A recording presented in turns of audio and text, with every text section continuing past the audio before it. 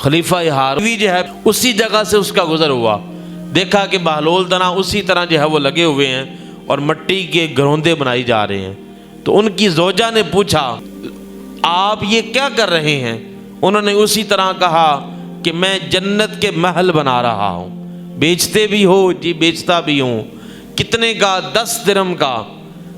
آپ کو پتہ ہے کہ عورتیں جو ہے ان کا دل مردوں کی نسبت زیادہ نرم ہوتا ہے۔ اگر کوئی مانگنے والا آ گیا ہے تو زیادہ تر مرد کہہ دیتے ہیں جی معاف کر دیو، لیکن جو خاتون ہے، جو عورت ہے، وہ فوراً نکال کے اس کو دے دے گی۔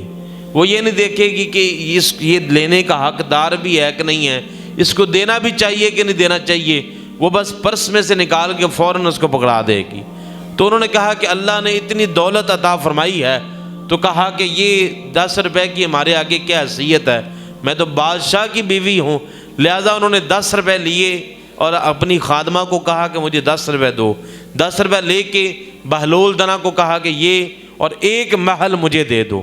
تو انہوں نے کیا کیا، 10 روپے لے کے اس کو دریا کے اندر پھینک دیا اور ایک گروندے کے اوپر اپنا پاؤں مار کے اس کو ڈھا دیا اور کہا کہ یہ جو محل ہے یہ اب آپ کا ہو گیا ہے، یہ اب آپ کا ہے۔ اب وہ چلی گئی۔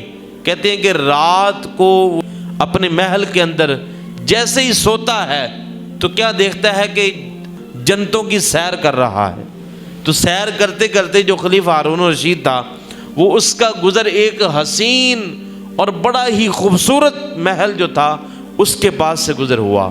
دل چاہا کہ اس محل کے اندر جو ہے کیوں نہ ہو کہ اس کا بھی ایک چکر لگایا جائے اور اس کی سیر کر لی جائے۔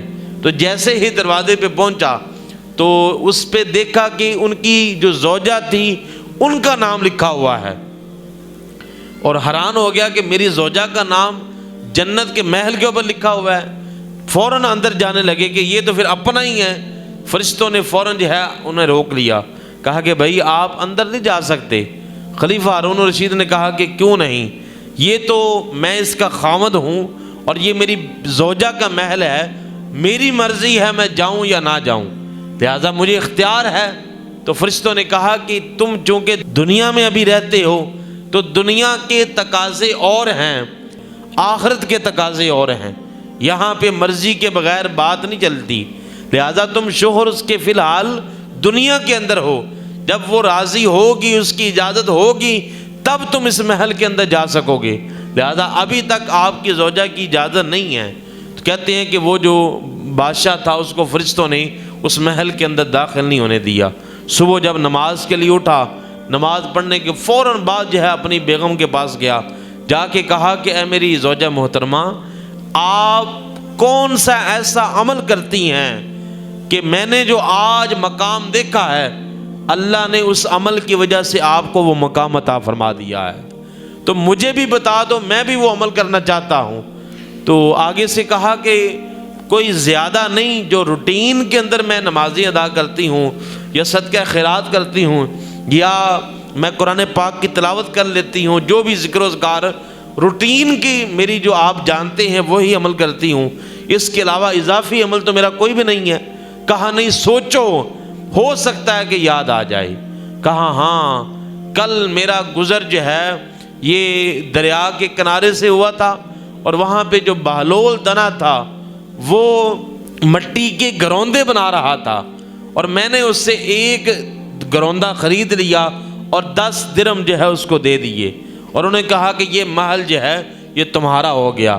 کہا کہ پھر خوشخبری ہو تمہیں، اللہ نے واقعہ ہی تمہیں وہ محل عطا فرما دیا ہے۔ میں رات کو خواب کے اندر دیکھ کے آیا ہوں، خواب کے اندر دیکھ کے آیا ہوں۔ اب دوڑ کے گیا، دوڑ کے جا کے اسی بہلول دنا دیکھا کہ اسی طرح جو ہے وہ کنارے پہ بیٹھے ہوئے ہیں اور وہ پھر اسی طرح بنائی جا رہے ہیں۔ دوبارہ جا کے پوچھا کہ بہلول دنا کیا کر رہے ہو، گروندے بنا رہے، بیچتے بھی ہو؟ جی بیچتا ہوں۔ کیا قیمت ہے؟ کہا کہ اب آدھی بادشاہت لگے گی، پہلے 10 روپے مانگے تھے، اب کیا ہے، آدھی بادشاہت لگے گی، پھر تمہیں جو ہے وہ یہ محل دیا جائے گا۔ تو خلیفہ کہتا ہے کہ یار کل تو تم 10 درہم کے دے رہے تھے اور آج کہتے ہو کہ آدھی بادشاہت لگے گی۔ تو بہلول دنا کہتے تھے آپ نے فرمایا کہ پہلے جب میں بیچ رہا تھا تو تم نے دیکھے بغیر سودا کر رہے تھے، آج تم دیکھ کے آگے ہو، اس لیے اب ریٹ زیادہ ہو گیا ہے، اب اس کی جو لگے گی قیمت وہ آدھی بادشاہت دو گے، پھر تمہیں جنت کا محل دیا جائے گا۔ تو یہ اللہ تعالیٰ کے ولی خلیفہ ہارون رشید کہ جو اماندار اور امین اور صادق جو ہیں بادشاہ تھے۔ آپ امام اعظم ابو حنیفہ کے بارے میں فرماتی ہیں کہ امام اعظم ابو حنیفہ کا مقام یہ ہے کہ نبیوں کے بعد، صحابہ کے بعد ماں نے ان جیسا ذہین آج تک پیدا ہی نہیں کیا۔ اس قدر امام اعظم ابو حنیفہ کا مقام ہے کہ خلیفہ ہارون الرشید جو خود وقت کا جو ہے وہ بادشاہ تھا، خلیفہ تھا، نیک پرہیزگار تھا، لیکن وہ بھی امام اعظم ابو حنیفہ کے بارے میں کیا فرماتی ہیں کہ ماں نے ان جیسا ذہین آج تک پیدا ہی نہیں کیا۔ نبیوں کے بعد اور ان کے صحابہ کے بعد اس قدر اللہ نے ان کو ذہانت عطا فرمائی تھی۔